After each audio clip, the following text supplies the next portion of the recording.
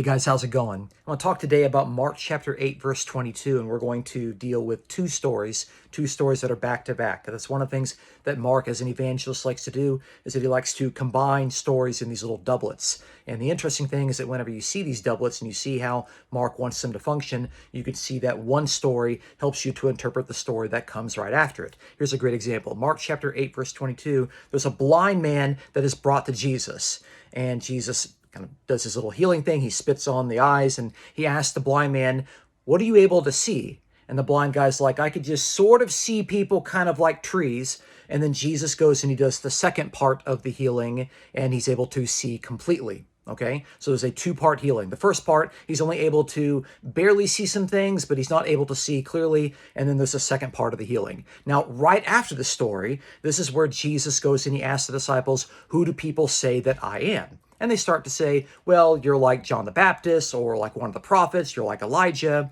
And then he says, "Okay, well, who do you say that I am?" And Peter jumps up and he says, "You are the Christ." Mark chapter 8, verse 30. You are the Christ. C-E-O Christos. Now, right after this, Jesus says that, okay, now the Son of Man is going to be a figure that's going to be rejected, he's going to be killed, and he's going to rise on the third day.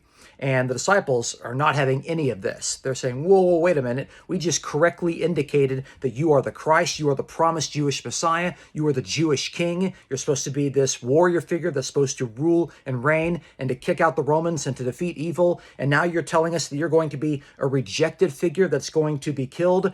That doesn't make any sense, Jesus. You're crazy. But what's going on here is that Jesus has done the first part of the healing of the disciples, which is to explain his identity. And they've correctly understood the first part. They understood that he is the Christ. That is true.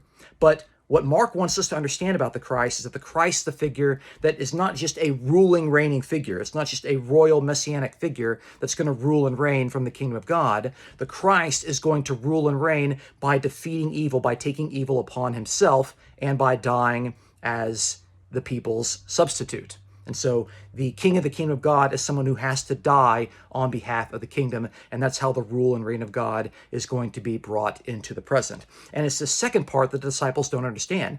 Now, when we compare this story to where the disciples are able to see a little bit of the identity of Jesus, but the second part of it, they don't quite understand, it actually is very interesting when you compare it to the previous story, to where the blind man, notice the comparison here. The blind man, he's sort of able to see, but then Jesus is able to heal him, and he's able to see more clearly. Now, the reader, of course, is able to see clearly, but what's interesting is that the disciples, they're able to only see the first part, but from the perspective of Mark and the perspective of Jesus, just understanding that Jesus is the Christ, that's not enough. That's like the blind man only seeing people as if there are trees. Okay, it's the second part that they need to understand, which is that the king of the kingdom of God also is someone who has to die on behalf of the people. And so that helps us to see how Mark uses the doublets here to explain the Christology and to help explain why the disciples don't quite understand who Jesus is. Don't forget to subscribe.